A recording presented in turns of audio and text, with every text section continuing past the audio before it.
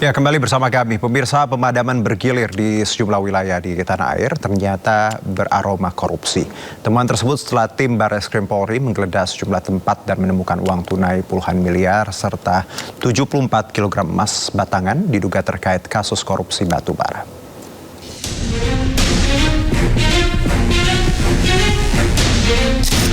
Penggeledahan polisi di sebuah rumah mewah di kawasan Sentul, Bogor, Jawa Barat menemukan barang bukti fantastis. Tim penyidik membongkar brankas rahasia di balik dinding bermotif kayu dan menemukan 7 koper besar. Berisi 74 kg emas, 4 juta lebih uang dolar Amerika dan 14 juta uang dolar Singapura, serta uang rupiah 100 juta. Totalnya diperkirakan mencapai 479 miliar rupiah. Penggeledahan ini terkait penyelidikan kasus korupsi batu bara PLN, Asabri, dan PT Krakatau Steel. Kemudian kita juga telah melakukan penyitaan beberapa dokumen-dokumen termasuk handphone, kemudian beberapa foto keluarga yang diduga pemilik rumah dan pemilik barang dalam berangkas. Selanjutnya barang bukti akan kita lakukan penyitaan. Saya kira itu. Selain di Sentul, tim penyidik kepolisian juga menggeledah restoran Deklan dan jasa penukaran uang Point Money Changer di kawasan Cipete, Jakarta Selatan. Dari dalam restoran, penyidik menemukan brankas tersembunyi di balik lemari kayu. Brankas berisi uang dolar Amerika dan Singapura senilai total 67 miliar rupiah. Sementara di dalam Money Changer, penyidik menyita uang 7,2 miliar rupiah. Bersama barang bukti, polisi membawa 3 karyawan untuk dimintai keterangan. Sebelumnya, polisi mengungkap korupsi pengadaan batu bara mengakibatkan pemadaman bergilir atau blackout di sejumlah wilayah di Indonesia. Praktik korupsi mengakibatkan terganggunya pasokan batu bara di sejumlah pembangkit listrik. Tim Liputan iNews melaporkan. Ya, pemirsa, miris belum selesai kasus korupsi di Badan Gizi. Sekarang aparat negara yang melakukan penyidikan kasus BGN ternyata diduga melakukan tindak pidana korupsi dan pencucian uang senilai 450 triliun rupiah. Lalu seperti apa kasus ini sebenarnya? Untuk membahasnya lebih lanjut telah bergabung bersama kami Penasehat Kapolri, Bapak Arianto Sutadi, dan juga mantan Kepala PPATK, Bapak Yunus Hussein. Assalamualaikum Pak Yunus, Pak Arianto, selamat sore. Waalaikumsalam. Waalaikumsalam warahmatullahi wabarakatuh. Terima kasih. Pak Arianto, apa kabar Pak? Ketemu lagi. Baik, terima kasih sudah bergabung bersama kami Pak Arianto dan juga Pak Yunus. Saya ke Pak Arianto dulu, izin ya Pak Yunus ya. Ya Pak Arianto, kalau kita lihat kasus mega korupsi ini Pak, kini ada di wilayah aparatur negara, Kejaksaan Agung dengan keterlibatan Jampitsus ini Febri Ardiansyah, dan kasus BGN yang melibatkan Jenderal juga Bintang 2. Apa tanggapan Anda Pak Arianto? Ya, tanggapan saya itu menunjukkan bahwa korupsi itu justru yang besar-besaran ada di tingkat atas. Gitu ya Pak? Korupsi di tingkat-tingkat bawah kecil-kecilan itu. Makanya ini bagus nih. Yang di tingkat atas yang disentuh sehingga dampaknya kan gede sekali gitu. Itu sementara tanggapan saya kayak gitu. Oke, tapi Pak kalau kita... Ya, kalau kita lihat juga Pak, ini kan ada yang bilang perang bintang nih Pak. Masing-masing saling membuka gitu. Anda melihat analisa seperti ini gimana Pak Arianto? Ya, kalau publik pasti umum aja ya. Melihat itu kayak wayang kan, ngelihat kemarin yang ini pihak sini disikat habis, sekarang sini ganti pemimpinnya juga dibales begitu kan, seakan-akan gitu. Nah, kalau menurut saya tuh kayaknya itu risiko daripada kehidupan ya Pak ya. Di dalam institusi itu kan ada 3 unsur ya. Ada 3 unsur dari institusi, ada orangnya dan ada fungsinya gitu. Nah kalau ini kebetulan kan yang jadi blunder itu kan pelaksananya, orangnya itu Pak. Kalau institusinya semua bertekad melaksanakan perintah negara gitu ya, semua gitu. Fungsinya juga dipupuk terus supaya bagus. Tetapi manusianya ini yang susah ini Pak untuk supaya bersih semua itu. Mulai dari jajaran bawah sampai ke atas. Nah ini memang apalagi kondisi Indonesia kan, dulu saya sama dengan Pak Yunus itu orang daftar KPK ya Pak ya. Kita mengatakan korupsi itu kan semua Indonesia itu mulai dari yang kecil sampai ke atasnya koruptif lah gitu lah. Itu ya, akibatnya seperti sekarang ini yang terjadi. Baik, kolektif ya Pak. Dan lagu lama lah Pak Arianto sebenarnya kalau kita lihat ya. Saya ke Pak Yunus. Pak, kalau kita bicara dari sudut pandang TPPU ya, kita tahu ada penemuan uang tunai luar biasa, emasnya juga 74 kilo Pak, kalah Monas cuma 72 kilogram. Kalau kita lihat nih Pak, emas dan uang tunai ini bisa dikategorikan sebagai hasil TPPU kah Pak? Atau ya udah jelas sih sebenarnya? Jadi gini, teori saya sederhana saja. Kalau kita bagi korupsi itu dua, greedy corruption, corruption karena keserakahan, dan needy corruption ya, oleh yang kecil-kecil karena gaji kurang. Maka greedy corruption ini oleh para pejabat tinggi kemungkinan besar ada cuci uangnya, karena nggak mungkin dia makan sendiri, makan sendiri muntah dia ya, nggak habis itu. Terus yang kedua, kalau dilihat dari bentuk simpanan hasil kejahatan tadi, kalau memang itu ada hasil kejahatan, uang tunai dan emas. Di dalam teknik cuci uang itu namanya anonymous asset type. Tipe aset yang tidak ada namanya. Uang itu kan nggak ada namanya, tidak ada jejaknya, tidak ada paper trailnya. Emas juga begitu. Sama dengan kasus Zarov ya, yang disimpan di rumah 915 miliar. Dengan disimpannya hasil kejahatan dalam bentuk anonymous asset type tadi, maka ada informasi, ada intelijen yang terputus, yang hilang, sehingga susah menelusuri asal-usulnya. Ini udah salah satu modus cuci uang ini, ya, anonymous asset type ini. Banyak dilakukan Zarov, dulu ada Gayus dan lain sebagainya. Ya. Pak, kalau kita lihat Pak, ini kan penemuannya kan tadi ada ya di beberapa lokasi seperti ada bunker sendiri, uang tunai, emas batangan. Jelas bahwa pelaku ini sadar ya Pak, ketika memang mereka menggunakan cara-cara yang istilahnya offline ini untuk menghindari tadi bahwa kalau kita pakai ya pasti bank atau apa pasti terlacak ya Pak. Jadi pelaku sudah paham ya Pak bahwa untuk menyimpan uang TPPU ini memang harus bentuknya seperti ini. Ya, salah satu kelemahan rezim anti pencucian uang adalah kalau transaksi udah tidak melalui sistem.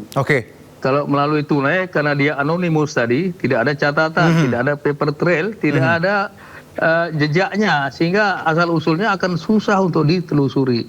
Karena itu kenapa banyak orang menyuap dengan tunai, banyak juga yang menyimpan uang tunai di rumahnya, karena kalau masuk ke dalam sistem maka ada paper trailnya, ada jejaknya, bisa ditelusuri gitu. Memang benar gitu. Kalau tadi Pak Yunus masih tadi bilang juga bahwa ini cuci uang dan nggak mungkin makan sendiri. Berarti ini kalau kita lihat angka yang fantastis ini nggak mungkin punya sendiri ya Pak? Nggak mungkin transaksi sendiri, ya bisa juga punya.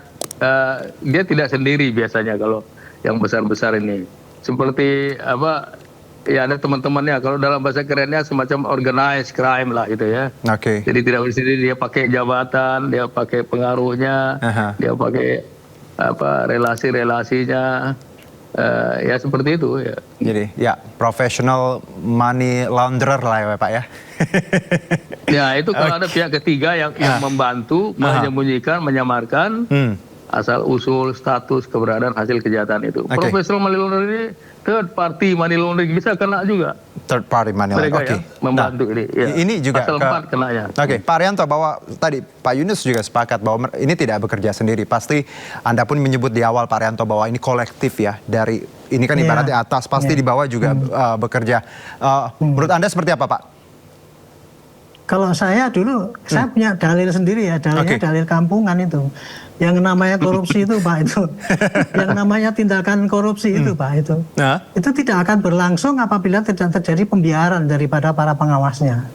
Itu yang terjadi gitu Pak. Dari manipulasi lah, apa, di illegal logging, di perizinan semua itu tidak akan mungkin berlangsung apabila tidak dibiarkan oleh pengawasnya itu sendiri. Pasti ada kerjasama Pak, antara yang diawasi dengan yang mengawasi.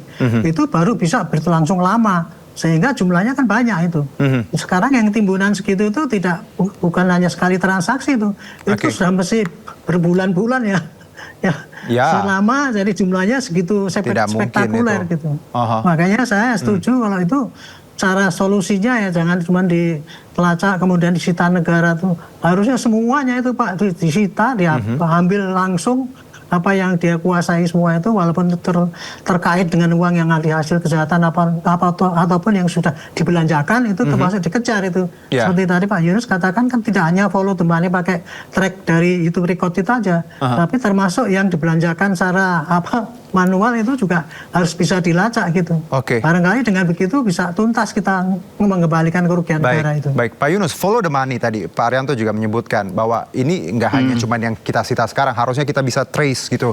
Apalagi kan ya zaman udah canggih ya Pak, bisa kita lihat lah ini uangnya kemana aja. Anda melihat pembuktian seperti ini harus dilakukan atau seperti apa Pak Yunus? Bisa dilakukan. Jadi di negeri Belanda, ya, Belgia, Irlandia, Inggris, Malaysia juga ya, negara sipil law dan common law ya. Kita lihat sudah mempraktikkan namanya indirect burden of proof atau alat bukti tidak langsung untuk membuktikan bahwa itu harta kekayaan berasal dari tindak pidana. Misalnya dengan pendekatan yang namanya source and application, melihat sumber income-nya si pelaku, melihat pengeluarannya nggak nyambung biasanya itu, timpang. Atau misalnya ada yang namanya net worth analysis, hampir sama juga, melihat kekayaan bersihnya, income-nya berapa, kok pengeluarannya banyak sekali, kok ada flexing, ada hidup-hidup yang agak mewah gitu ya. Jadi bisa dicari dengan indirect evidence ya, dengan inference kalau dalam bahasa konvensi. Disimpulkanlah, seperti dalam kasus Alun Trisambodo, kasus dulu pernah ada kasusnya Bahasim Asifi di Jakarta Selatan, disuruh buktikan oleh hakim. Anda punya duit 60 M ini dari mana duitnya? Tolong buktikan. Dia bilang berusaha dengan pengusaha Cina. Hakim nggak yakin. Karena dikaitkan dengan jabatan, dikaitkan dengan SPT pajak, dengan LHKPN. Dan transaksinya muter-muter di antara dia saja gitu. Jadi bisa disimpulkan secara indirect, secara tidak langsung bahwa itu ada dugaan kuat itu hasil tindak pidana. Karena itulah penyidik bisa langsung memeriksa pidana asal dan TPPU sekaligus ya. Digabungkan biar hasilnya optimal dan bisa dirampas untuk negara itu. Baik. Nah kalau tadi Pak Arianto, kita lihat kan ini di awal juga ada beritanya sebelum kita tayangkan tadi dialog ini. Ada penjagaan ketat dari ya TNI seperti itu ya Pak ya, terkait rumah dinas. Sudah dikonfirmasi bahwa ya itu bagian dari pengamanan. Publik juga melihat bahwa ini ada somehow kayak show of force gitu Pak, pertunjukan kekuatan lah. Bagaimana agar tadi kan ini kan dua institusi yang memang punya marwah untuk menjaga keadilan, tapi mbok ya jangan dibenturkan ketika memang ada yang salah. Anda melihat ada kritik untuk tadi terkait penjagaan dari pihak lain Pak? Saya nggak bisa jawab ini ya, tapi hanya memberikan saran bisa. Tapi kalau untuk menjawab ini mestinya ditanyakan pada TNI itu. Kenapa dia ngirim ke situ, tujuannya apa, tugasnya apa, dasar hukumnya apa. Itu saya nggak boleh memberikan penafsiran. Karena kalau saya ngasih penafsiran nanti disangkanya saya ngadu domba malah. Itu yang terjadi gitu ya. Makanya itu ya tanyakan saja kepada pihak TNI yang mengirim ke situ. Jangan pakai. Tapi kalau tadi nasihatnya Pak Arianto apa? Ya, itu tanyakan kepada yang mengirim. Kan supaya ada klarifikasi kan. Dari situlah kemudian klarifikasinya itu akan diketahui oleh rakyat banyak. Kalau sekarang ini saya yang tidak tahu apa-apa ngasih tanggapan, itu namanya memperuncing benturan antara yang dua. Antara instansi yang berbeda itu kan gitu. Baik. Jadi ya karena gini Pak, kita kan ngeliat di ya media ya bagaimana sebenarnya ya dua institusi ini kan ya tadi kita cinta sama-sama ya keduanya. Tapi ada hal yang mungkin ya tafsirnya beda-beda. Nah kalau ke Pak Yunus sendiri bahwa ketika tadi ada show of force seperti itu ya, PPATK harus apa Pak ketika mengawal kasus ini? Jangan sampai bahwa tadi ada ya tadi mungkin ada tekanan seperti itu Pak. PPATK itu menurut undang-undangnya dia lembaga yang independen, nggak boleh diintervensi. Kalau diintervensi, yang mengintervensi bisa dipidana. Pimpinan PPATK yang tidak menolak intervensi bisa dipidana. Nah di dalam permainan bola, PPATK itu peranannya seperti gelandang, midfielder, sebagai playmaker yang memberikan umpan-umpan kepada penegak hukum. Nah ini sudah ada hasil kejahatannya, tinggal didalami dari mana, kemana, siapa aja yang terkait ya. Kemudian bagaimana kaitan satu sama lain. Lalu hasil analisis atau kalau perlu hasil pemeriksaan diberikan kepada penyidik kasus ini. Sehingga umpan-umpan itu bisa bagus dan bisa jadi gol, bisa dibawa ke pengadilan oleh jaksa penuntut umum gitu. Itu peranan PPATK sebagai pemberi umpan-umpan lanjutan lah dalam menangani kasus ini. Oke, baik. Saya terakhir ke Pak Arianto. Pak Arianto, bahwa kita ya, ini kan kasusnya sangat baru ya Pak, dinamis sekali. Semuanya masih kita coba telaah gitu ya, perkembangannya sendiri. Anda juga, background Anda, Pak Arianto, tentunya Anda sebagai penasehat, apa yang ingin Anda sampaikan ketika bahwa ada masing-masing penegak hukum seperti itu Pak ya, yang ada di pusaran ini, apa yang harus dilakukan agar publik juga tidak melihat ini persepsi yang salah ketika ada Polri dan Kejaksaan di sini Pak? Ya, saran saya ya kepada Polri, lakukan tindakan yang secara proper gitu ya, dan kemudian transparan. Transparan, jangan dibuat-buat, kemudian ada yang ditutup-tutupi, nggak ada yang kemudian dirahasiakan. Yang penting diketahui oleh masyarakat, kasih tahu aja supaya rakyat tidak tanya-tanya. Kerja secara profesional dan terus lurus gitu dengan kecepatan. Dan kepada publik saya hanya menyarankan, jangan sampai kita itu diadu domba. Karena ini ya, saya selama ini melihat ya, negara kita itu memang lagi diadu domba oleh pihak-pihak tertentu kan gitu. Antara institusi diadu dengan institusi yang lain. Nah, ini ada kesempatan ini untuk memperkeruh itu. Itulah yang publik harus waspada. Jangan sampai mudah membaca berita-berita yang di lapangan itu, kemudian ditanggapi dan itu jadikan cara berpikirnya sehingga kita jadi terbelah. Itu kira-kira menghadapi kasus yang sampai sekarang ini masih tidak jelas kan. Kasusnya itu apa sebetulnya yang terjadi itu. Baik, persepsi itu harus kita jaga ya Pak ya. Kita lihat bahwa tadi berdasarkan fact ya dan bukti di lapangan. Jangan hanya mengandalkan berita-berita yang kadang ya bikin kita terpecah belah. Sepakat kalau itu. Kalau saya ke Pak Yunus, terakhir Pak Yunus, bahwa ketika kita bicara TPPU, banyak pelaku sudah paham bagaimana polanya dan mereka punya cara-cara tersendiri. Bagaimana negara harus hadir ketika para koruptor ini sudah makin pandai Pak dalam TPPU? Jadi ya kita harus sensitif, kita harus mengenal modus-modus mereka hingga lebih sensitif di dalam menganalisis ya dan mengejar hasil kejahatan tadi ya. Dukungan politik harus kuat, tidak peduli siapapun yang terlibat ya. Ya pejabat mau bukan, penegak hukum atau bukan, lakukanlah penegakan hukum dengan adil ya, transparan ya. Nah, kalau adil dan transparan, masyarakat akan mendukung. Dukungan masyarakat itu sangat diperlukan untuk tegaknya hukum ini sebagai salah satu bentuk social control dari publik, dari civil society. Harus berikan dukungan juga civil society. Makanya harus transparan seperti yang disebut Pak Arianto tadi, Pak Arianto ya. Baik, adil dan transparan ya Pak ya. Baik, terima kasih. Profesional, adil dan transparan. Baik, terima kasih Pak Yunus dan juga Pak Arianto untuk waktunya ya Pak. Sehat-sehat Pak. Terima kasih banyak. Terima kasih.